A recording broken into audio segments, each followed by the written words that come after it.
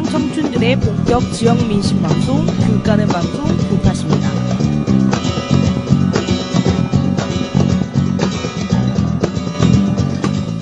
네, 청취자 여러분 안녕하세요. 저희 귤팟 오늘도 여러분께 인사드리러 찾아왔습니다.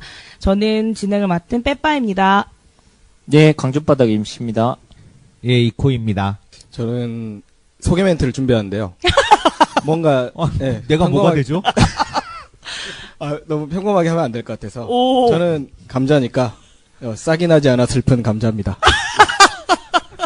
아, 좋습니다. 이거 와. 빌려고. 싹이 나지 않아. 녹음 들어가기 전까지 말도 안 해주다가. 그러니까 말 한마디도 안 한다. 일주일간 고민해서 저 굉장히 지금 상실감 느끼고 있어요. 와, 대박이다. 나는 기회를 놓치고. 밀렸어. 이게 사람들이 다들 그런 것 준비해왔구나. 아, 싹이 나지 않는 감자? 싹이 나지 않아 슬픈. 아, 싹이 나지 않아 슬픈 감자. 약간 슬픔의 정서가 시적으로. 있구나. 아, 그렇구나. 근데 정말 청취자 여러분들께 말씀드리고 싶은데 이분이 진짜 감자같이 생겼어요. 예쁜 감자 있잖아요. 그 햇감자.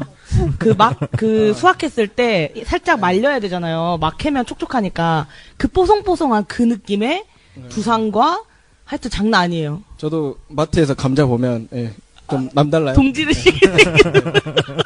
원래 별명이 어렸을 때부터 감자였어요? 고3 내내 별명이 감자였고, 어. 그 별명에 애착이 있어서 이제 대학교 때도 이제 나를 부르려면 이렇게 불러달라. 아, 애착이 있었구나. 그렇구나. 너무 딱 맞는 것 같아요.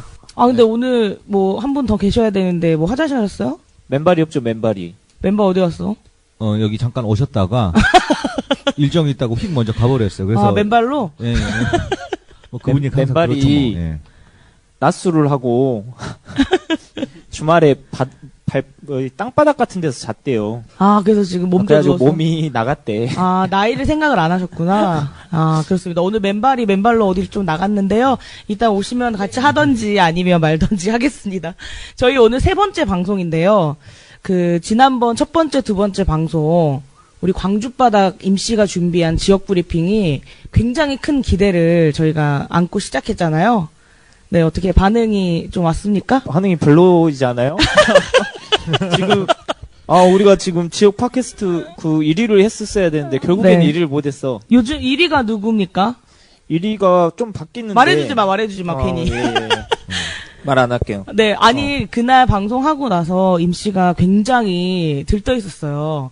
드디어 광주바닥이, 빛을 보는구나. 이러면서 기대에 부풀어 있었는데, 생각보다 지금 반응이 안 와서 약간 실망한 것 같아요. 히트수는 좀 기대가 못 미쳤는데, 저희가 이제 후원을 어떤 분이 해주셨긴 아, 진짜? 했어요. 예. 우와. 드디어 이제 두 번째 후원이죠. 우와. 두 번째 그다음에 후원. 하트도 드디어 우리가 세 자릿수로 넘었어요. 아, 진짜요? 맞아요. 오, 대박. 제가 100번째를 찍었습니다. 99 될 때까지 기다리다가 빡 찍었어요. 내가. 네네, 여기서 말하는 하트와 이 후원은 팟빵이라고 하는 곳에서 저희 방송을 들을 수 있는데요. 거기서 좋아요 버튼이 하트고요. 그리고 후원은 또 팟빵 로그인하시면 해주실 수 있는 그런 제도예요. 하트가 말하자면 좋은 게 있나요? 뭐 약간 순위를 측정하는데 도움이 된다고 알고 그게 있고. 결국 순위를 결정. 네. 아무튼, 후원해주신 분, 네. 그분이 또 후기도 남겨주셨거든요. 아, 소개 좀 해주실래요? 네, 근데 저희가 지난번에 광주바닥에서 전남도의회에서 네. 어린이 놀권리 조례 이야기를 좀 했었거든요. 네. 근데 이분이 그와 관련해가지고 좀, 관련된 부분에서 활동하시나 예. 보죠? 알고 촬영을 하셨는데, 그때 저희들이 녹음하면서 이 조례가 어떻게 시작했는지 잘 모르겠다라는 이야기를 했었는데, 이분 말씀에 따르면, 22개의 지역아동센터 전남에 있는, 22개 시군의 지역아동센터, 네. 377곳에 있는 4,000명의 아이들이 참여하는 여러 가지 행사가 있었고, 여기에서 이제, 의견을 들어서 조례를 진행한 것으로 자기는 알고 있다. 라는 이제 말씀을 해주셨어요. 아, 너무 좋네요. 비어있는 공간들이 채워지는 느낌이에요. 네, 예. 그래서 이렇게 저희들이 좀 잘 모르는 부분이나 네. 아니면 좀 잘못 전달된 부분들이 있으면 들으신 분들이 강하게 물어뜯어 주십시오. 예. 강하게. 네. 후기로 후기로. 해주셨으면 네, 좋겠어요. 너무 좋습니다. 네. 지금 팟캐스트는 아마 전체적으로 9,000개에서 10,000개 정도의 규모고요. 정말로 다양한 그리고 재미있는 이제 이야기들이 담아져 있어요. 그래서 특히 제일 재밌는 게 귤팟이라고 하니까요. 여러분들 구독하기, 그 좋아요, 하트. 주변에서는 이 귤밭을 오렌지 팥 뭐 이렇게 오해를 하시는 분들이 아, 왜요? 그래요? 그 그림만 보고 어. 그러니까 귤이라고 귤이라고 생각 안 하고. 뭐 그러니까 항상 제가 뭐 방송 들어봤냐 이러면 그 뭐 오렌지 뭐 그거 아니에요? 뭐 이렇게 아. 얘기를 잘못 따로 하셔서 있진 않죠. 네. 근데 귤을 검색하면 뭐 2개가 검색돼요. 아 네, 옆에 있는 종교 방송 하나가 있는데 혹시 우리를 종교 방송으로 오해한 건 아니겠죠? 뭐 예, 그런 것도 근데 네, 정확히 저희 말씀드릴게요. 귤 까는 방송입니다. 광주 바닥도 어떤 사람 되게 광주 바닥이라고 정확하게 사람들이 지칭하는 사람은 별로 없고요. 저도 1년 동안 광주 발바닥에 발바닥, 땅바닥, 길바닥.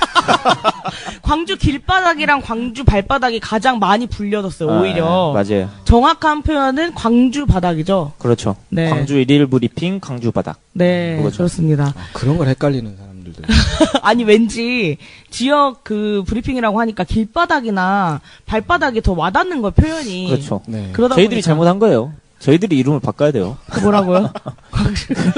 오렌지 팥으로 바꾸고 광주 발바닥 길바닥으로 바꾸고 아, 네, 알겠습니다. 늘 시청자를 먼저 우선시하는 우리의 방송.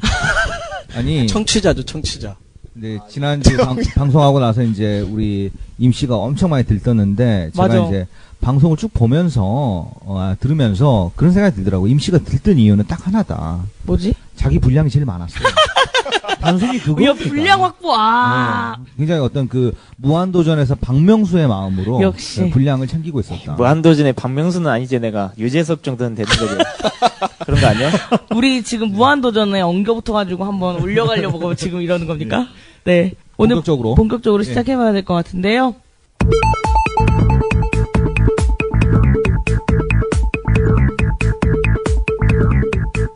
예, 한 주간의 광주 소식을 우리는 언제 이 타이밍을 맞추는 거야? 5개로 간추려서 여러분들에게 이 쉽고 편하게 전달해드리는 광주바닥 소식입니다. 아이 음악이 이거 안 될 것 같아요. 추정 60분 같아요. 아니 추정 그 60분 아니야? 경찰청 사람들에 나오는 아, 맞아. 경찰관처럼 이야기. 내 생각이 사람들. 우리 이 노래 맞았어요? 아, 그래. 그렇구나. 아무튼 시작해. 우리 언제까지 이렇게 헤맬 거야? 아, 그래. 슬프네. 알았어. 바닥에서 시작합니다. 첫 번째로 가져온 소식 말씀드리겠습니다. 이번에 이 첫 번째로 가져온 소식은요. 이 초등학교에서 일하고 계시는 스포츠 강사 분들의 처우에 대한 기사가 올라왔어요. 지금 광주시청이 이 초등학교에서 아이들을 가르치고 있고 활동하고 있는 스포츠 강사들을 매년 이제 쪼개기 계약이 무슨 말이냐면요.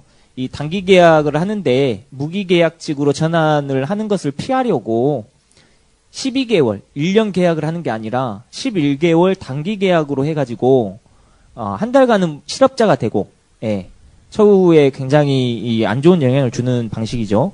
이런 방식으로 이제 지금 계약을 하고 있는데 이게 문제가 돼가지고 지금 원래는 한 90명 정도의 광주 지역에 이제 스포츠 강사들이 활동했었는데 지금은 45명 정도, 절반 정도만 남아있는 상황이라고 해요.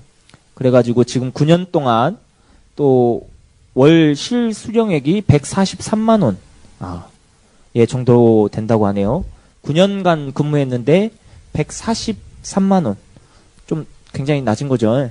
예, 이 문제가 이번에 신문 기사로 올라왔습니다. 그래서 이걸 가져왔었어요.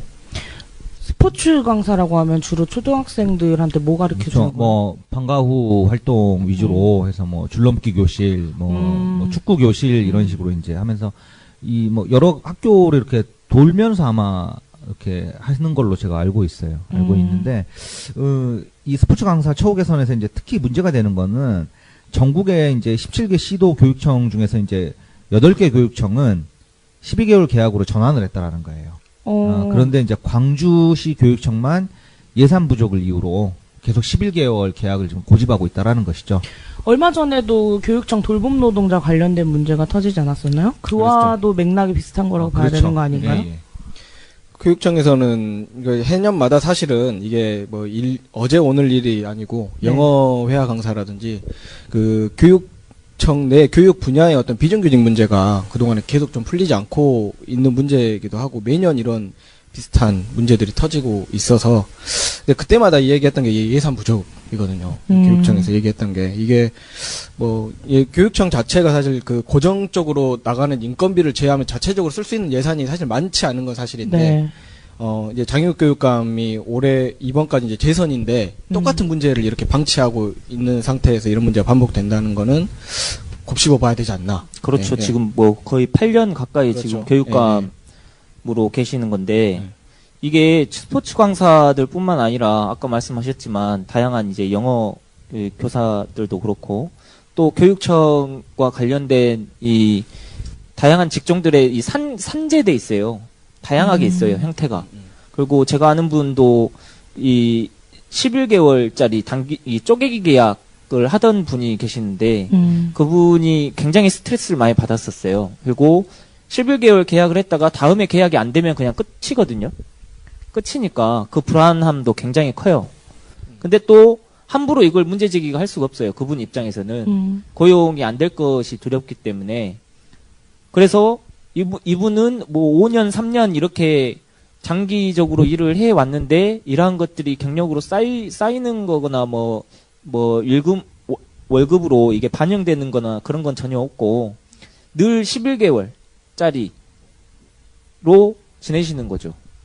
그러니까 고용에 대한 안정성이 지금 전혀 담보되어 있지 않고 한 달 동안 그런 수입이 전혀 없을 텐데 그와 관련해서도 대책이 전혀 지금 없죠. 없는 거고 네. 예를 들면은 사실상 그 상시적인 업무를 계속 하고 있는 사람임에도 불구하고 예산상의 이유로만 1년짜리 그러니까 11개월짜리 계약서를 계속 쓴다는 거잖아요, 지금. 그렇죠. 그러니까 뭐 연봉 뭐 호봉이란 표현이 좀 그렇긴 하지만 근무 일수에 따른 수당이나 급여도 전혀 지금 측정되어 있지 않는 거고 1년이라나 9년이라나 지금 똑같은 월급 받고 있는 거잖아요. 네. 그럼 계속 일하는 것에 대한 전혀 유인이 없을 것 같은데 그렇죠. 이직률도 굉장히 높을 것 같고요. 그래서 이제 여기 기사도 나왔던 것처럼 절반 정도의 스포츠 강사들이 네. 다른 데로 떠난다라는 이야기가 당연히 나올 수밖에 없는 것 같아요. 이와 관련해서 다른 그 지역은 그래도 12개월로 전환한다거나 좀 안정적으로 운영하기 위한 고민들을 좀 하는 것 같은데 광주시나 교육청 같은 경우에는 이 문제를 계속 그냥 이런 방식으로 돌파하려고 하는 건가요?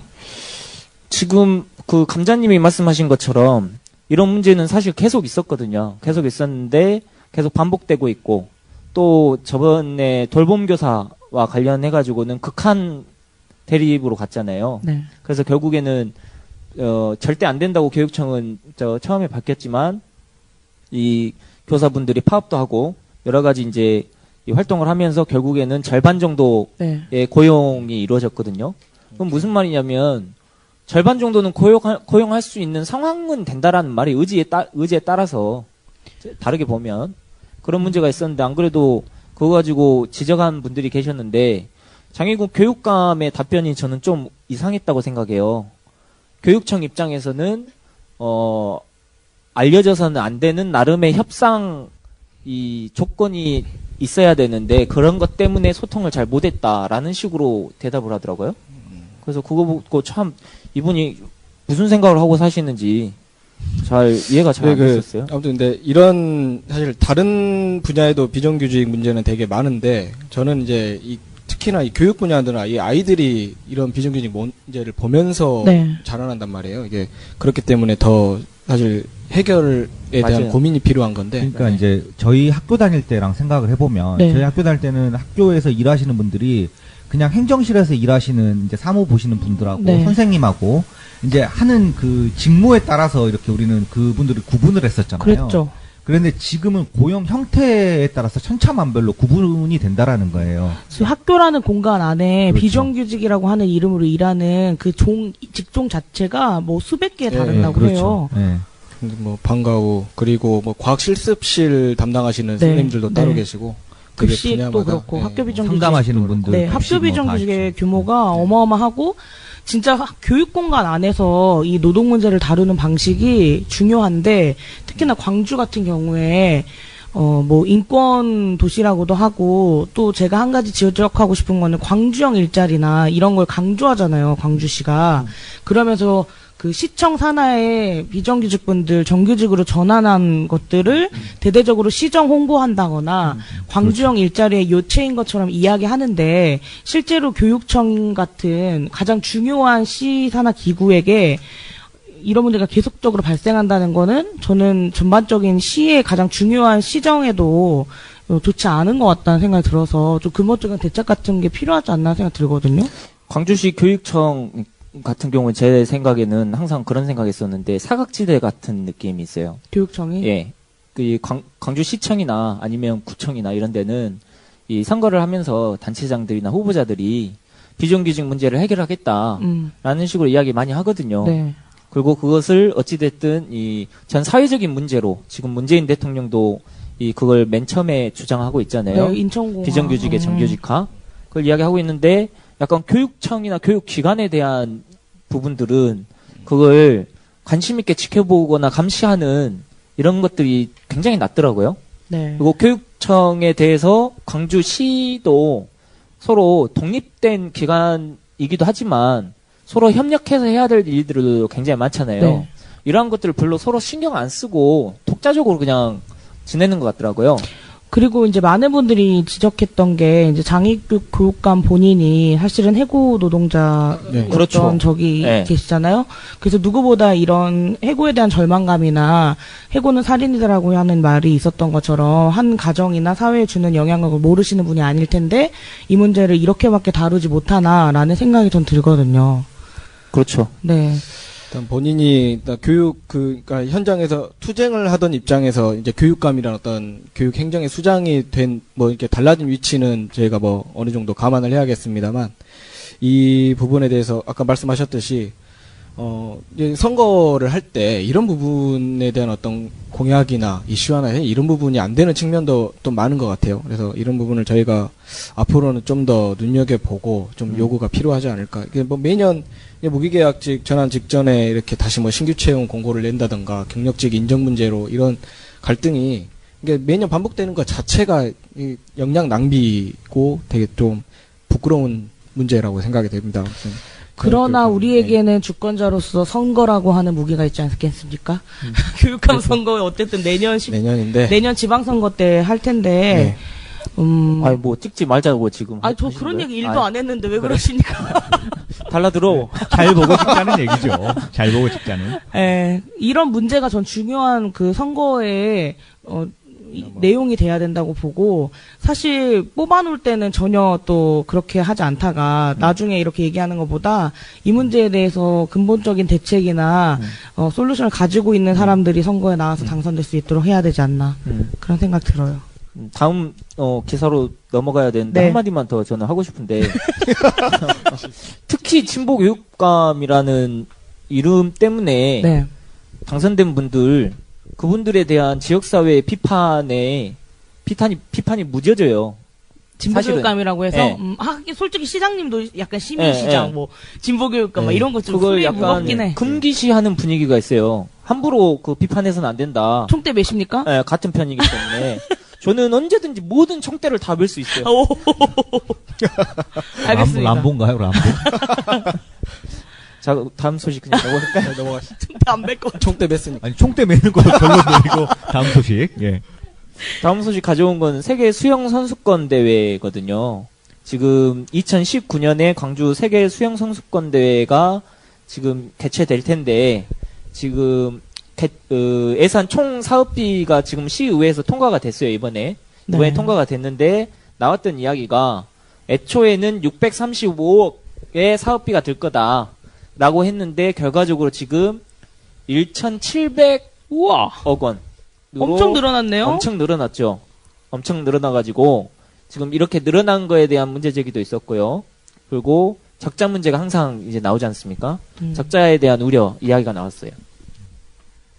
예산 왜 이렇게 늘어난 거예요? 근데 모든 그 스포츠 관련해서 뭐 예전에 인천 아시안 게임도 그렇고 그다음에 평창 동계올림픽도 그렇고 이런 막 메가 스포츠 이벤트를 도시에서 이렇게 개최를 하게 되면 처음에는 예산은 그렇게 크지 않는 물론 이제 이 예산도 큽니다만은 네. 이런 걸로 이제 그 개최지로 선정을 받고 나서 그다음에 공사 과정에 있었을 때 계속 뻥튀기를 해내는 거잖아요. 그러니까 지방 재정에서도 더 많은 걸 충당하려고 그러고 중앙 재정으로부터 더 많은 걸 얻어내려고 그러고 그러니까 이런 것들이 일종의 보면은 그 전형적인 패턴이라는 거예요. 그러니까 우리가 바로 앞에서 지금 스포츠 강사분들한테는 이렇게 예산 부족하다고 11개월로 그러니까. 하고 있으면서 여기에는 지금 뭐 근 1,700억 되는 돈을 갖다가 이렇게 뭐 들이붓는 뭐 이런 모습을 우리가 볼 수 있죠. 근본적으로 이런 식의 무슨 올림픽, 뭐 세계 수영 선수권대 이런 거 이렇게까지 이렇게 규모 있게 해야 돼요? 근데 여기에 대해서 이제 제가 조금 말씀을 좀 드리자면, 그러니까 지방자치단체에서 행정을 이렇게 행정에 영향을 미치는 어떤 이데올로기가 저는 있는 것 같아요. 기업 도시주의라고 하는 이제 그런 게 있는데, 이게 이제 뭐냐면은 1980년을 기점으로 해서 이제 서구 사회에서 이렇게 복지국가가 대부분 이렇게 축소가 되잖아요. 복지가 네. 축소가 되면서 중앙으로부터 받을 수 있는 재원이 계속 줄어들고 이러다 보니까 지역의 도시들은 각자 도생의 길로 가는 거예요. 작은 정부 때문에 그렇다는 거죠. 작은 그렇죠. 정부 예, 때문에. 작은 정부 때문에. 그래서 각자 도생의 길로 가는데 단기간에 그 지역의 수익을 올릴 수 있는 게 뭐가 있을까라고 했을 때는 이런 식의 메가 이벤트를 개최하는 거요. 이런 걸로 이제 그 재정의 돌파구를 삼았다는 거예요. 그래서 1980년대 보면은 서구의 많은 도시들이 이런 것들을 했었고, 그리고 실제로 여기에 대한 연구들도 이루어지고 있어요. 과연 지방 행정에서 이야기하는 것처럼 수익을 남기고 있는지 그렇지 아니라는 않은지. 기사는 좀 봤었어요. 예. 대부분의 연구 결과가 아니라고 하는 걸로 지금 결론이 났다라는 거예요. 그래서 보통 이야기 되는 것 중에 뭐 이렇게 지방 행정의 수장들이 말할 때 보통 이런 얘기를 많이 하잖아요. 뭐 지역 경제 활성화. 지역 경제 활성화된다. 지역 경제 유발, 뭐 고용 고용을 유발. 유발한다. 근데 좀 하나씩 근데 사실은 우리가 이게 왜 허상인지를 먼저 얘기를 할 필요는 있는 것 같아요. 그러니까 지역 경제가 활성화된다라고 하지만은 평창 동계올림픽 같은 경우도 중앙에 있는 건설사가 하청업체까지 중앙에서 같이 물고 들어간 거예요. 네. 강원도로. 그래서 지역 경제 활성화되는 것도 별로 없었고 고용 창출이라고 해봤자 대회 기간에 잠깐 단기적인 뭐 질 좋은 뭐 그런 일자리도 아니고 그 다음에 뭐 또 지역 경제의 활성화 중에 또 하나로 얘기되고 있는 것들이 우리가 어떤 스포츠 이벤트를 하면 그 스포츠 이벤트 때문에 특별하게 뭔가를 더 많이 소비하거나 그러지 않아요. 그렇잖아요. 끽 해봤자 치킨하고 맥주 정도. 라는 거죠. 치킨 맥주 산업의 활성화. 그렇죠. 근데 그 정도 수준이라는 거예요. 거기서 말하는 것들이. 그래서 이런 것들이 이제 허상인데 왜 이런 식의 지방 행정을 하는 거에 대해서 많은 그 유권자들이 그냥 넘어가는지에 대해서는 우리는 여기에 대해서 생각해 볼 필요는 있는 것 같아요. 저는 그 지방이 갖고 있는 중앙에 대한 열등감의 어떤 발로가 아닌가 싶습니다. 그래서 대규모 스포츠 이벤트나 메가 이벤트를 통해서 그 열등감을 일시적으로 좀 벌충하려고 하는 그런 태도가 좀 있지 않나라는 생각이 듭니다. 이 속사포로 이렇게. 제가 아무튼 뭐 듣기로는 이게 실제 그런지 모르겠습니다만 이런 메가 스포츠 이벤트를 각 도시의 지자체에 돌면서 유치를 권하고 이런 브로커들이 있다고 들었어요. 예, 맞아요. 얘기들이 돌고 있더라고요. 그러니까 뭐 경제 효과 말씀하셨는데 저 2015년에 유대회 혹시 기억하실지 모르겠는데 네, 기억나요. 그때 광주시가 얘기했다. 아까 제가 찾아봤어요. 그 얘기했던 경제 효과가 생산 유발이 9,500억 그리고 고용 창출이 12,000명 이렇게 얘기를 했는데 이거 다 지금 안 보이죠? 안 보이고 오히려 지금 유대회 그때 선수촌 아파트 그러니까 재개발 아파트를 활용해서 선수촌을 우리가 따로 짓지 않고 활용하겠다 했던 네. 그 치적으로 강훈태 전 시장 시적으로 삼았던 그거 역시 지금 이제 소송 결과가 곧 나올 텐데 자칫하면은 30몇 억 낼 거를 지금 460억 가까이 물어줘야 되는 상황이 됐거든요. 그 돈이면 광주에 있는 24세 청년들에게 1년에 네. 100만 원의 청년수당을 전부 다 지급할 수 있습니다. 200억밖에 안 되니까. 그러니까요. 깨알. 우리가 알아서 지역 경제 활성화 시킬 건데 돈만 그러니까 와 대박이다. 저는 제 기억에 광주시가 이번에 세계 수영 선수권 대회 할 때 시설 투자 없고 저비용으로 대회 치르겠다고 선언하고 네. 막 그랬었거든요. 무슨 그래가지고 네, 다 뭐 운영비 헛소리죠. 최소화한다고 그렇죠. 네. 저비용 고효율 경제대회라고 막 엄청 그렇게 말했던 거 기억이 나거든요. 그 이번에 사업비 변동을 늘어난 걸 이제 김영남 의원이 시정 질문하면서 제시를 했는데 이제 크게 나눠서 보면 시설비하고 운영비로 나뉘는데 네. 가장 많이 늘어난 게 운영비. 그런데 사실 이 운영비가 늘어나는 것에 하나 좀 우스운 점이 뭐냐면 네. 대회 운영하고 경기 운영은 예산이 줄었어요. 에? 대회 운영하고 경기 운영 예산이 줄고 대신 죄송합니다. 대회 운영은 경기 그 비용이 크게 늘었고 경기 운영하고 경기 지원이 줄어든 거예요. 그러니까, 실제 그럼 수영이라고 하는 그러니까 경기 경기의 지원에 내실에 대한 어떤 지원 부분은 줄어들었고 거고. 대회 운영하는 데 그 선수들 올 거 아니에요? 그 선수들을 접대하는 예를 들어서 뭐 물품 제공하고 숙식 제공하고 그리고 뭐 미디어 운영하고 요런 비용이 한 400억 가까이 늘어난. 그러니까 이게 지금 뭐 어떻게 보면 배보다 배꼽이 더 클 수도 있는 그런 행사고 시설비 같은 경우도 뭐 크게 늘어났는데 아까 말씀하셨듯이 이게 대부분 시설들이 재활용하는 건데 그 시설에 설치하는 것들이 전부 임시 시설들. 한번 설치하고 대회 끝나면 다 철거하고 없어질 것들. 실제 지역에 남아 있는 것도 아니라는 거네요. 그렇죠. 예. 근데 이제 또 생각해봐야 될 게 그러면 이제 영구적으로 남아있는 경기장을 지으면 그것도 문제라는 거예요. 아, 그것도 그렇죠. 나중에 활용을 관리하는데. 못 하고 그렇죠. 또 그러니까. 2002년 월드컵 때 전국적으로 이제 축구 네, 경기장을 맞아요. 지었잖아요. 그게 지방 자치단체에 따라서 좀 다르긴 한데 네. 대략 한 20억에서 40억 정도 예산을 연평균 잡아먹고 있는 거거든요. 그걸 그러니까 유지하기 위한 비용도 그렇죠. 엄청 많이 유지하기 들겠군요. 위한 비용도 엄청 크고. 근데 어쨌든 지금 보면은 이거는 통과가 된 거죠? 이게 그러니까 아까 예산이 통과가 됐다 그랬는데 이게 예산이 네. 통과가 된 게 아니고 이런 예산으로 대회를 치르겠습니다 하는 계획안이 시의회에서 이제 동의를 구해야 되는데 네. 그게 이제 시의회가 동의를 해준 거예요. 그러니까 의원은 이렇게 늘어나도 되는 거냐? 일단 했는데 시의회는 일단 동의는 해준 상태입니다. 그래서 이게 나중에 최종적으로 이제 매년 정부에서 예산이 내려오고 그에 따라서 광주시가 예산을 세워요. 이제 그 예산은 이제 올해분이 일단 통과가 된 상황이고 네. 이제 내년에 또 그 정부에서 내려온 예산만큼 광주시에서 편성한 매칭 예산을 뭐 이런 건가? 예, 그렇죠. 근데 이게 뭐 대회 비용이 지금 1,700억 가까이 되는데 더 늘어나겠죠. 더 들어갈 겁니다. 거예요. 아니 적은 비용이 아닌 것 네. 같아요. 그리고 이렇게까지 처음에 예산을 편성할 때 차이가 크게 나는 거는 두 가지 의심을 할 수 있는 거잖아요. 첫 번째는 실제로 그런 필요에 대한 것들을 반영을 못한 어떤 무능력함이 있는 거고, 두 번째는 임의로 이제 큰 예산이 문제가 될 것 같으니까 축소해서 안을 냈다라고 하는 의심을 해볼 수 있는데, 실제 그 이번 시정 질의를 통해서 김영남 의원이 지적했었던 부분이 그런 부분들 아닌가요? 그리고 이게 저 예산 문제뿐만 아니라 이게 기억하실지 모르겠지만 이 강훈태 시장이 있을 때 네. 이게 된 거거든요. 네네. 근데 이때 무슨 문제가 있었냐면 이 사람들이 유치를 하면서 위조 문서를 만들었어요. 공문서 위조. 공문서를 네, 위조해가지고 근데 아 위조한 맞아, 뉴스에서 것도 봤다. 맞아. 위조한 것도 국무총리 도장 위조하고 이런 사기꾼들. 문체부 장관 사인 위조하고 해가지고 그걸 국제 수영연맹 그 피나에 낸 거예요. 어우 쪽팔려. 그래가지고 개최를 하게 된 거예요. 네. 그러니까 처음부터 문제가 많이 있었고 그때 당시에도 강훈태 시장이 정치적인 위기를 이런 걸로 도파하려고 한다라는 비판이 있었거든요. 근데 어찌됐든 윤장현 시장이 당선되고 나서 한때는 이 수영대회에 대한 입장이 애매했었어요. 이걸 어찌해야 되나, 재검토해야 되나 말아야 되나. 그리고 그때 언론에서도 많은 분들이 이걸 반납하는 거를 고민해보자 라는 이야기가 있었어요. 반납을 하는데 300억 정도의 그 벌금 같이 예, 그 위약금 돈을 낸다고, 같이. 예, 위약금처럼 돈을 낸다고 하더라고요. 이런 이야기가 많이 있었는데 어느 순간부터 윤장현 시장이 그냥 이걸 밀고 나가기 시작하더라고요. 좀 이상하다. 왜냐면 이거 문서 위조 파문이 있었다라고 하면은 국비 지원에 대해서 제동이 걸렸을 텐데. 제동이 걸려가지고 돈이 안 내려오고 있었어요. 박근혜 정부 때까지.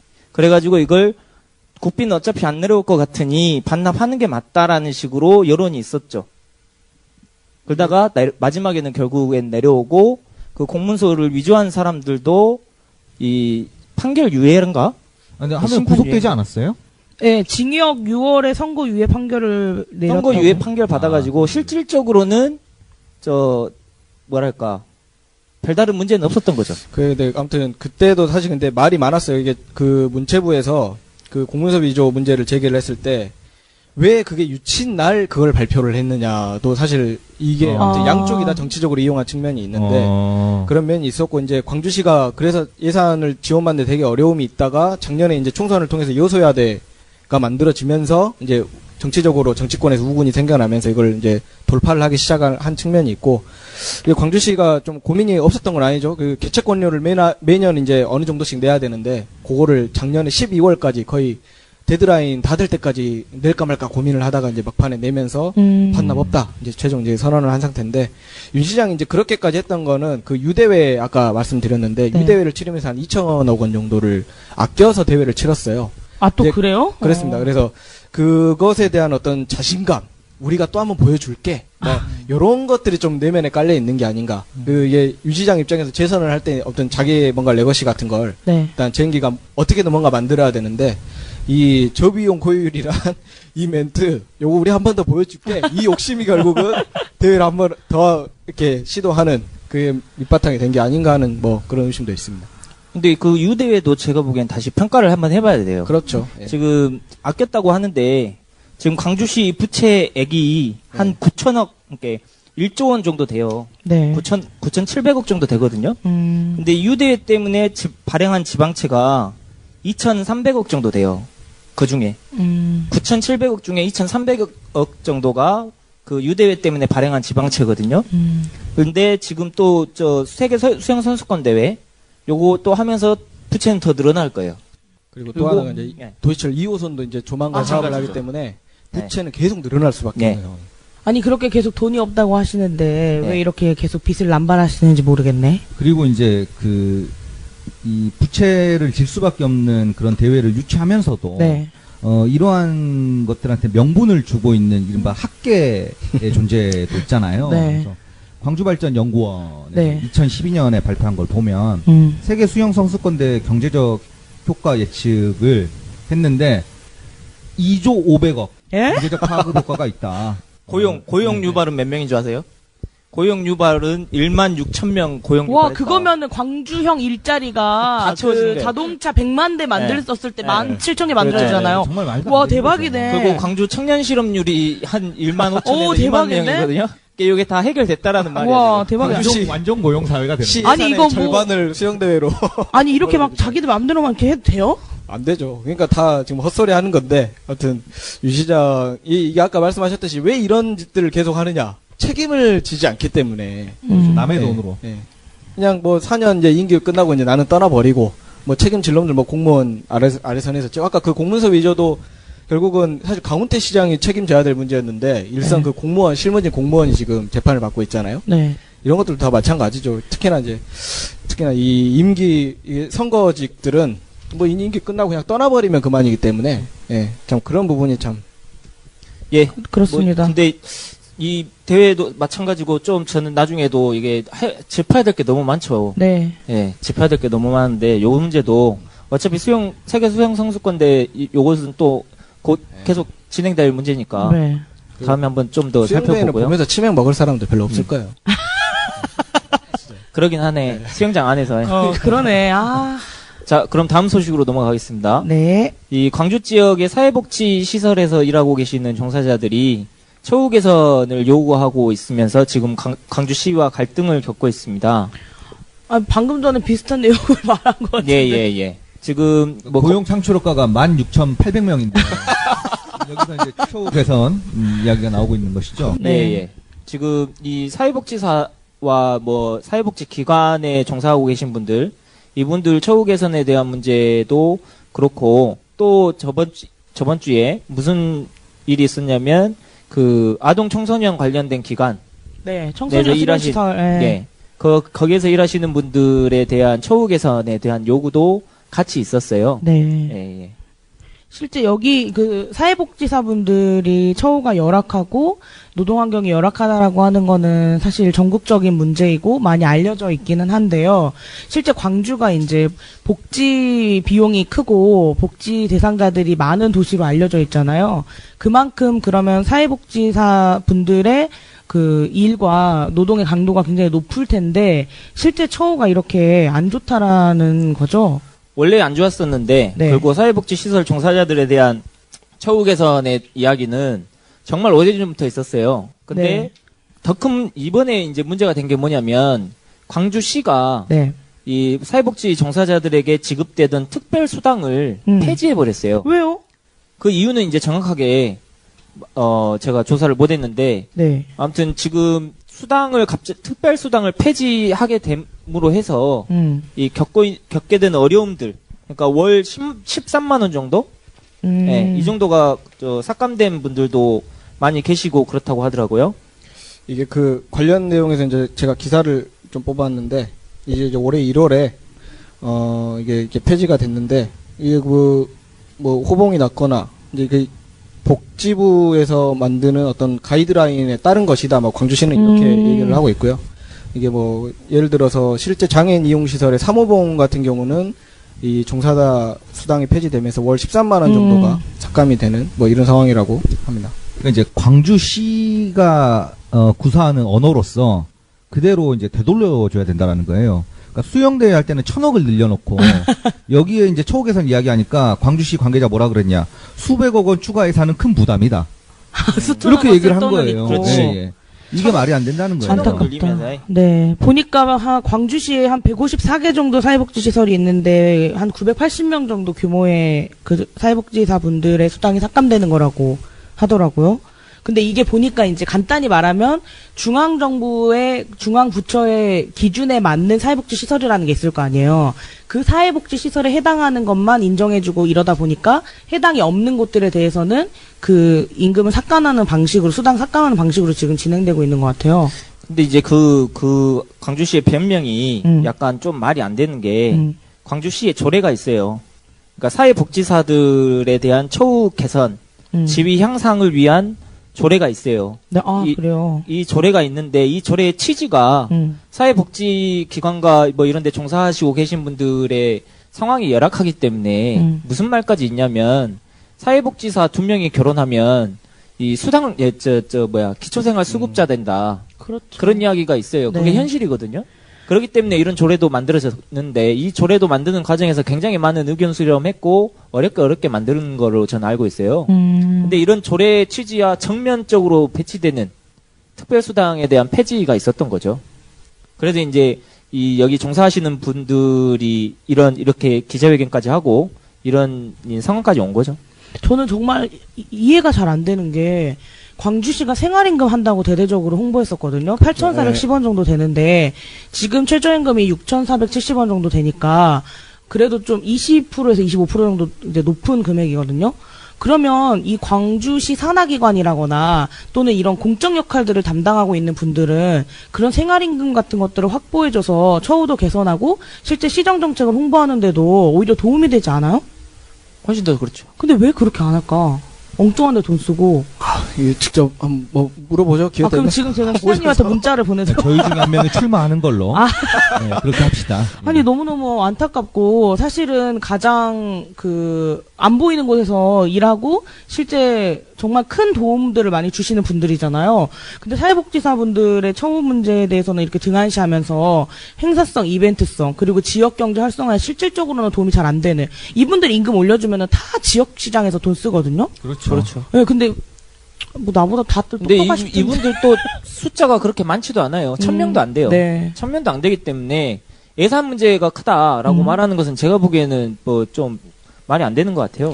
지금 뭐 기자회견 대책이 꾸려가지고 기자회견도 하시고 그리고 뭐 1인 시위 뭐 이렇게 대책 마련들을 위해서 노력하시는 것 같은데 저희도 힘을 좀 보태드리고 이후에도 관련된 이야기들이 있으면 좀 전해드리는 방식으로 해야 될 것 같습니다. 예. 다음 소식 전해주시죠. 예, 그러면 다음 소식을 전해드리겠습니다. 다음 소식은 우리 감자 기자가. 예. 예. 제 차례입니까? 예. 근데 맨발 없으니까 좀 더 스무스하게 진행되고 있는 것 같지 않아요? 이런 식으로 맨발을 보내버립니까? 그러지 마요. 와 임씨 진짜 이래서 누가 어떻게 마음 편하게 그러니까 빠지겠어요. 결석하면 끝나는 거야 이거. 예, 제가 아무튼 준비를 오늘 급하게 한 소식이 2가지인데요. 뭐냐 이제 그 중에 하나가 그 지역에서 이제 수년간 이제 진행되어 온 투쟁 중에 하나가 그 근로정신대 일제강점기 때 일본으로 이제 끌려가서 노동을 착취당한 분들이, 피해자분들이 지금은 고령 노인들이 되셨어요. 네. 거의 이제 80대 후반, 90세 넘기신 분들도 있고, 이제 이분들이 제 대표적인 어떤 전범 기업이라고 하면 미쓰비시 중공업 네. 상대로 지금 소송을 제기하신 상태인데, 그 손해배상 소송이 1, 2, 3차가 지금 진행 중인데요. 광주에서는 1차는 2015년에 2심까지 승리를 했고, 그리고 지금 대법에 계류 중이고요. 네. 2, 3차 소송이 다음 달에 1심 선고가 나옵니다. 근데 제가 이제 이 이야기를 왜 좀 하고 싶었냐면, 내일 이제 3차 소송에 아마 최종 변론이 있을 것 같아요. 근데 엊그제 이상업 어르신이라고 네. 그 강제징용 피해자 전남 영암에서 생활하고 계시던 어르신이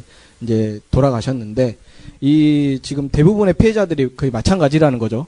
이분들이 가지고 있는 어떤 역사에 대한 어떤 기록들, 이야기들, 우리가 더 늦기 전에 한 번쯤 돌아봐야 되는 거 아닌가. 이분들의 소송을 통해서 뭐 사죄를 받아내고 배상을 받아내고 이런 것도 좋은데, 이분들이 안고 있는 어떤 고통의 역사들 우리가 한 번쯤 위로해주고, 그리고 그걸 기억하고 기록하고, 이런 작업들이 앞으로 좀 필요하지 않을까. 그래서 이야기를 한번 좀 꺼내드렸고요. 하여튼 혹시 뭐 여기에 대해서 어떤 예, 그러니까 이제 여기에 그 근로정신대 문제에 대해서 만약에 이제 승소 판결을 내린다고 하더라도, 대법원까지 가서도 계속 승소 판결을 받아도 실질적으로 미쓰비시한테 이렇게 제재할 수 있는 수단이라고 하는 건 사실 없는 거예요. 전무한 상황이죠. 그렇죠. 예. 다만 이제 그럼에도 불구하고 이것이 중요한 것은 국가가 식민지 시기 때 피해를 받았던 사람들의 편을 들어줬다라고 하는 것, 그것을 피해로 인정했다라고 하는 것, 그리고 그걸 바탕으로 일본에게 또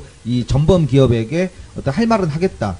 그다음에 이러한 판결에 기반해가지고 앞으로 어떤 제재를 할 수 있는 하나의 논리적 근거를 마련했다. 라고 하는 것들, 그런 것 때문에 우리가 좀 눈여겨 봐야 될 그런 문제라고 생각합니다.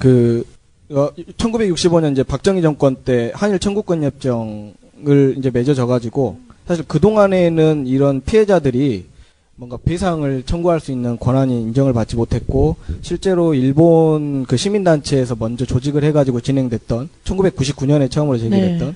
소송 같은 경우는 일본 최고재판소까지 갔는데 패했어요. 그러니까 피해자들의 피해 사실은 인정이 되나 한일 청구권 협정으로 개인들의 청구권이 인정되지 않는다. 그래서 각하가 되면서 이제 패소를 했는데, 이게 2012년에 대법에서 이제 관련 소송 중에 하나가 그 대법원이 이들의 그 피해자들의 청구권을 인정하는 그 내용으로 파기환송을 내리면서 그 뒤로 이제 이런 소송들이 잇따르고 있거든요. 그래서 전국적으로 되게 소송이 많이 진행이 되고 있는데, 아무튼 또 하나 좀 기대가 되는 거는, 지금 이제 문재인 정부가 들어서면서 지금 이제 이분들이 기대를 하는 게 있는데, 문재인 대통령이 예전에 변호사 시절을 할 때 네. 근로정신대 피해자들을 이제 원고 측 변호사로 참여해가지고 네. 소송을 진행을 했던 그런 이력이 있어서, 그동안의 이 근로정신대 할머니들의 어떤 싸움을 그냥 외롭게 방치만 하고 있었던 정부가 좀 달라진 태도를 보이지 않을까, 이런 기대도 좀 있어서 아마 내일쯤에 서울에서 기자회견이 진행된다고 하네요.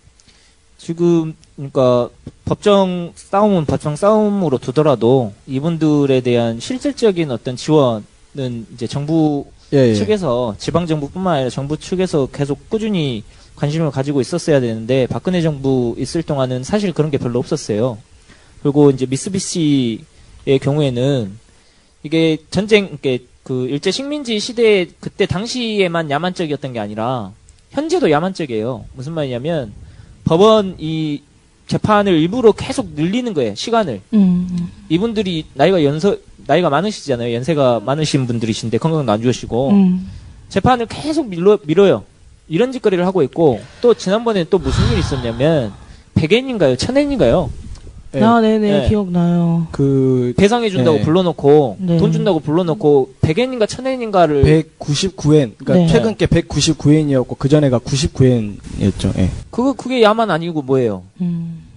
그때 강제로 끌려가가지고 일하신 분들한테, 돈 지급해주겠다고 불러놓고, 돈 내민 게 그런 짓거리를 하고 있는 거죠. 네. 그러니까 뭐 이제 아까 일부러 소송 지연 그 이야기 하셔서 안 그래도 이야기는 좀 해야겠는데, 미쓰비시가 2차 소송을 3번을 소장을 반려를 했는데, 그 이유가 일단 2014년 12월에는 소장 번역문 중에 16쪽 페이지인데 그 중에 한쪽이 빠졌다. 이래서 일단 반려를 시켰고, 2015년 5월에 그 원고들의 주소가 빠졌다. 이렇게 밀었고 이제 세 번째가 과관인데 그 소장 내용 중에 제일 마지막에 보면 주차 시설이 협소하오니 대중교통을 이용해 주시기 바랍니다. 요 안내 문구가 있는데 요거를 일본어로 안 썼다.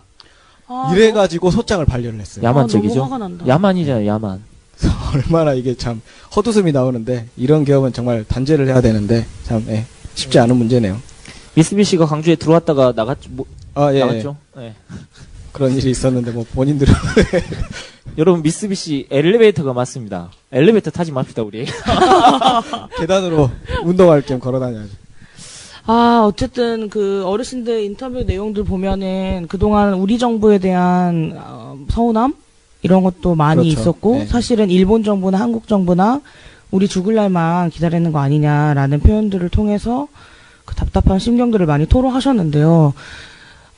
사실 저는 그렇게 충분히 말씀하실 수 있다고 생각해요. 이런 문제에 대해서 실제 그 당시에 뭐 정부라고 할 만한 것은 아니지만 나라의 국가의 폭력에 의해서 이런 피해를 입으신 분들에게 지금의 대한민국 정부가 어떤 태도로 어떻게 이 문제를 대하고 있냐라는 것에 대해서 좀 안타까움이 있고 실제로 어쨌든 문재인 대통령의 기대하는 바도 실제 이 그 배상 판결에 대한 책임을 물었었던 그 변호사 출신의 대통령이잖아요.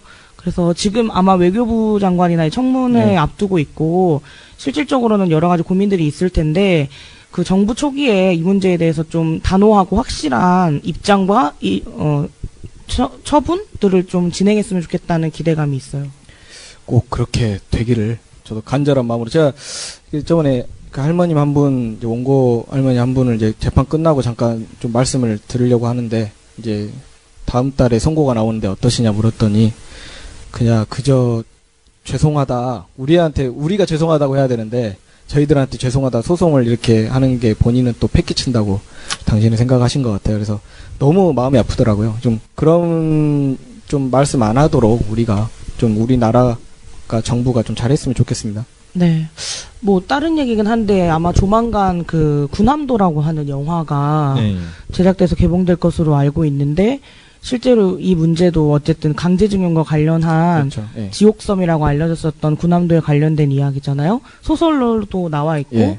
영화도 그 유승환 감독인가요? 네. 네. 베테랑을 네, 만들었던, 네. 네. 영화 잘 찍고 시민들에게 인기 많은 감독인데 그 영화들에 대한 관심 그리고 근로정신대 시민 모임도 지역에 있는 유명한 단체죠. 그래서 뭐 관심도 가져주시고 또 가입도 하시고 하면 참 좋을 것 같습니다. 다음 소식. 이제 다음 소식도 제가 마지막 준비했는데, 소식인가요? 제가 이런 거 제가 많이 안 해봐가지고 최근에 이제 지금 맨발이 있었으면 몇 번 욕을 얻어먹었을 거야. 제가 다행이네요 오늘. 그러니까 맨발이 없어야 된다니까. 임시의 음모론이다. 저희가 얼마나 좋아. 다음부터 모이는 장소를 일부러 다른 데는 안 해요. 와, 이 대박이네, 이 사람. 농담입니다. 저번 주에 이게 전남도의회에서 내용이 나온 내용인데요. 우승희 전남도의원이 80년 5.18 당시에 전남도청 현판이 전남도청 기록관에 보관돼 있다. 이 내용을 본인이 확인했다. 하고 이제 도정 질문에서 이 내용을 이제 밝힌 건데 그동안에 혹시 다들 전남도청 현판 어디 있다? 혹시 이거 알고 계신 거 있었어요? 재단이나 광주시가 당연히 알고 있거나 가지고 있어야 되는 거 아니에요? 이제 다들 뭐 그렇게 생각을 네, 했는데. 그렇게 생각하고 있었죠. 근데 그게 사실은 재단도 그렇고 5.18 기록관이 최근에 문을 열었는데 기록관도 그렇고 이 현판이 대체 어디 갔냐. 2005년 도청 이전할 때 그 현판 그 뒤로 이 현판의 행방이 오리무중인 상태였다가 이번에야 이제 기록관에 잘 보관되고 있다는 게 그 전남도청 기록관에 그 이번에 확인이 된 건데 제가 이제 이 내용을 접하고 우승희 의원하고 이제 직접 통화를 한번 해봤어요. 아니 도대체 이 현판이 여기 그 전남도청에 있다는 거 왜 이제야 내용이 나온 거냐? 전남도청 관계자가 했던 말을 이제 그대로 전하기를 아무도 묻질 않아서 우리가 묻질 않아서 얘기를 안 했다는 거예요. 5.18이 지금 37년이 그렇죠. 지났는데 예. 그 당시 가장 상징적인 건물이었던 그 전남도청에 예. 있었던 현판의 존재와 유무를 누구도 묻지 않았다는 거예요? 그리고 그 현판에 이제 총탄 자국이 있다고. 총탄 자국까지 나왔죠. 네. 이게 80년 당시 것이 맞느냐? 사실 이 부분은 확실한 규명은 좀 필요한데, 이 부분에 대해서는 지금 예전에 이제 전남도청이 가지고 있는 사진, 사진을 비교해봤을 때 글씨체나 색깔이 일단 비슷하다. 그리고 총탄 자국이 나온 걸로 봐서는 그때 당시의 것이 아니겠느냐 해서 이제 그 국립과학수사연구원에 지금 감식을 의뢰할 예정이고요. 아무튼 작년부터 광주 전남도 그리고 시민들이 범시도미 대책위를 만들어서 도청 원형 복원해야 된다. 그래서 좀 이런 요구들을 해왔는데 이제 그 복원하는 데 있어서 이제 이런 흔적들을 좀 수집하는 과정이 필요했을 텐데 그때는 이제 입도 뻥끗 안 하고 있다가 이제 도의원이 확인을 하니까 우리 보관하고 있습니다. 그리고 아무튼 이렇게 된 건데요. 이게 사실 저희가 작년에 한번 기사를 쓴 적이 있어요. 5.18 기록관에 가시면 현판이 검은색이 하나가 전시가 돼 있는데요. 네. 이게 이제 이강갑 씨라고 그 5.18 당사자신데 2005년에 본인이 이제 그 근처에서 작업을 하다가 하나가 이제 현판이 보이는데 이게 전남도청 현판이었던 거죠. 근데 이게 고물상에 갈 처지가 되니까 이게 이거 중요하게 보관해야 되는 거 아닌가 하고 이제 보관하고 계시다가 기록관이 문을 열었고 5.18 기록관에 보관 의뢰하신 건데 이제 그 현판이 존재가 우리는 혹시 뭐 80년께 아닐까 이제 이렇게 의심만 하고 있던 차에 도청에서 확인이 됐고 지금 기록관에 그러면 가지고 있는 그 검은 현판은 뭐냐? 요거는 지금 확실하게 지금 이게 뭐 그 전에 혹시 현판이거나 아니면 뭐 전남도청에서는 뭐 소품이 아닐까 뭐 이렇게 추정만 하고 있습니다. 근데 국가수에 의뢰한대요. 아니 요즘에 국가수 바쁘네. 그러니까 광주 너무 자주 와. 광주시의 어떤 궁금증을 풀어주는 그러니까 무슨 무엇이든 물어보세요. 뭐 이런 기관과 지금 되고 있습니다. 지난번에 전일빌딩 이야기도 그때 똑같은 건데 37년 동안 좀 이상한 거. 이런 거를 정말 체계적으로 정리하거나 수집하거나 이게 잘 관리하거나 이런 것들이 전혀 잘 안 되고 있다라는 반증이 여러 가지로 나오는 것 같아요. 5.18 재단. 저는 특히나 이제 기록관 같은 경우는 그 왜 만들었나 이 존재의 의문이 그 현판을 그때 예를 들어서 이제 보관 의뢰를 받았으면 그게 맞는지 확인하는 절차를 당연히 거쳐야 되는 거 아니에요? 근데 확인하고 있다가 요거를 결국 제대로 확인도 못했기 때문에 도청하고 이런 엇갈림이 생겼던 거고 도청에서는 또 왜 당신들 말하지 않았냐고 하면 기록관에서도 우리한테 안 물어봤다.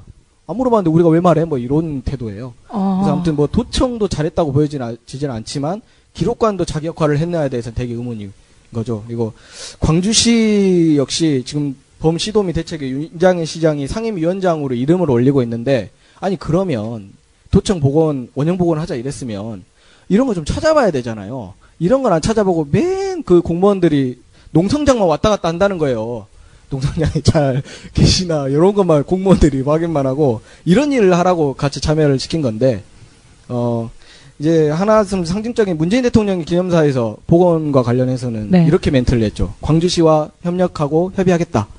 광주시가 준비가 안 되는데 과연 그 멘트가 유효할지 되게 의문이 생기네요. 그러니까 말뿐인 5.18인 것 같아요. 요즘에 이제 전일빌딩이나 뭐 현판이나 뭐 각종 기록과 관련한 이야기를 할 때 이 사람들 지금까지 광주에 있었던 사람들이고 어쨌든 중요한 일들을 해왔었던 사람들인데 왜 지금까지는 뭐 아무것도 안 하거나 잘 못하고 있다가 이제 와서 왜 이런 것들을 계속 문제를 떠올리면서 5.18 정신을 이야기하나 굉장히 이렇게 뭐랄까 흔쾌하지 않고 실제로 이런 것들에 대해서 다들 이해를 못해요. 다른 지역에 있는 친구들이랑 5월달에 이제 5.18 때문에 오잖아요. 이제 묘역도 들리려고 이러면서 전일빌딩 얘기도 하고 뭐 최근에 총탄 어쩌고 얘기하면은 완전히 의아하게 물어보거든요.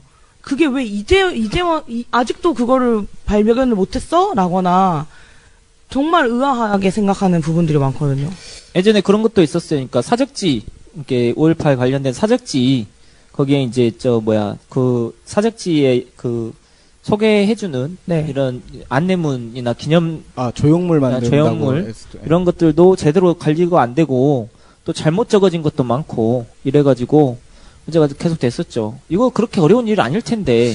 그러니까 이번에 저도 후배들이 5.18 주간에 광주를 방문하고 싶다고 해가지고 가족이 왔었거든요. 그래서 가족들이 와가지고 저보고 안내를 해달라고 해서 안내도 해보고 광주시나 재단 같은 데서 발간하는 책자들 있잖아요. 5.18 때 이런 데 가보면은 다수가 문이 닫혀져 있거나 이렇게 뭐 안내를 받기가 어렵거나 막 이래요. 그래서 이런 생각도 들더라고요. 나는 시시때때로 광주가 5.18 관련한 방문지나 이런 걸로 소개해놓은 대로 이렇게 확인해가지고 진짜 제대로 운영되고 있나 이런 것도 좀 해봐야 될 것 같다. 이런 생각 들던데. 네, 부끄러워서 숨고 싶네요. 아무튼 제가 뭐 준비한 소식은 뭐 여기까지인데 네. 네. 이 전남도청과 관련해서 광주시가 이제 준비 안 되고 있다 기사가 나갔는데 다음날 바로 조직을 만들어서 이제 조만간에 그걸 이제 정규 조직으로 뭐 만들겠다 하더라고. 이제 앞으로는 좀 더 이런 부분 선제적으로 잘 하기를 제발 바라봅니다. 예. 뭐 문제만 생기면 뭐 위원회 만들어. 우리 팟캐스트 욕해도 돼요? 해보세요. 해볼 때면. 아니 우리가 너무 착하게만 방송을 하는 것 같아서 네. 욕하세요. 욕도 하고 막 그러게요. 하세요. 그래야지 막 조회수도 아까- 올라가고 그런 거 아니야? 아까 싹 나지 않은 감자가 그랬는데 이런 얘기 들으면 싹 나려고 하는 거. 독을 물고 뭔가 그래야 될 것 같은데. 네. 저희가 팟캐스트를 따로 하나를 더 해야 될 것 같아요. 어둠의 자식들 뭐 이런 걸로 해가지고 이코님도 지금 되게 많은 것들이 이렇게 뭐랄까 이렇게 억압돼 있어. 좀 찾고 있어요 지금. 지금 어. 굉장히 아니 이제 그 5.18 관련해서 한마디만 더 하자면은, 그러니까 정작 이제 해야 될 건 안 하면서 일종의 이제 정치인들이 이걸 마케팅처럼 네. 쓰고 있다라는 거잖아요. 그러니까 저는 어떤 모습을 떠올렸냐면은 저희 뭐 머그잔 이런 데 보면은 책 개발아 이렇게 얼굴 찍어놓고 이렇게 팔고 이러는 데 있잖아요. 어디는 휴지에도 찍혀 있어도 그렇죠. 코 풀면 책에만 얼굴 그러니까 코 풀면. 혁명을 파는 거잖아요. 네. 그러니까 마찬가지라는 거예요. 진짜 계승하고 이렇게 기리고 이래야 될 것들은 다 방기하고 아주 그 껍데기로서 그 사람들이 그 5.18을 사실 사용하고 있는 것이죠. 이런 부분들을 보면은 사실 뭐 이런 표현이 좀 적절한지 안 한지는 모르겠습니다만은 저는 광주 지역사회에 이른바 5.18 토호 세력이라고 해야 되나? 그렇게 명명 붙일 수 있는 사람들이 있다. 예. 이 정도면은 욕보다 더 심한 거 아닙니까? 오늘 밤길 조심하셔야 될 것 같습니다. 다행히 생방송으로 나가는 게 아닌 관계로. 저희가 사실 5월 관련된 이야기는 할 수 있는 이야기도 더 있고 해야 될 이야기들도 더 많은데 오늘 여기서 다루기는 좀 어려운 것 같아서 좀 5.18 특집, 5.18 토호 세력 특집 뭐 이런 걸 하거나 뭐 껍데기는 가라 뭐 이런 걸로 한번 그렇죠. 하거나 이래야 될 것 같고요. 오늘 1부 이제 광주바닥 준비하신 거는 여기서 좀 마무리를 하고 2부에서 좀 다뤄야 될 내용들도 약간 안내를 해드려야 될 것 같은데요. 보니까 오늘 이번에 시의회, 광주광역시 시의회에서 진행됐었던 시정질의를 통해서 조명되고 이야기된 내용들이 꽤 있는 것 같아요. 지금 이제 시정질의 자체는 끝났나요? 예, 끝났습니다. 네, 그 광주시에 있는 시의원분들이 광주시 행정에게 이제 질문하는 형태의 시정질의가 있는데 이번에 이제 시의원들이 질문했었던 내용들 중에 저희가 살펴봐야 될 내용들, 주목해야 될 내용들이 좀 있습니다. 그래서 2부 때는 시의회 시정질의를 중심으로 한 광주시 관련된 이야기들을 좀 진행해 보는 것으로 하면 어떨까요? 예, 좋습니다. 네. 그렇게 정해서 온 거 아닌가? 네, 그럼 임시 뭐 끝으로 마무리 뭐 하실 거 있어요? 아니요. 지금 우리 방송에 욕을 해야 되나 말아야 되나. 어떻게 하면 조회수가 올라가? 시간에 회의를 하고 네. 회의를 하고 마음이 들어오는 걸로 따뜻해. 아시죠? 알겠습니다. 그러면 오늘 일부에서 준비한 광주바닥 더 바닥으로 깊숙이. 내일도 저희는 최선을 다하겠습니다. 네, 고맙습니다. 1부 마치겠습니다. 예. 네, 고맙습니다. 1부 마치겠습니다. 예. 네, 고맙습니다. 1부 마치겠습니다. 예. 네, 고맙습니다. 1부 마치겠습니다. 예. 네, 고맙습니다. 1부 마치겠습니다. 예. 네, 고맙습니다. 1부 마치겠습니다. 예. 네, 고맙습니다.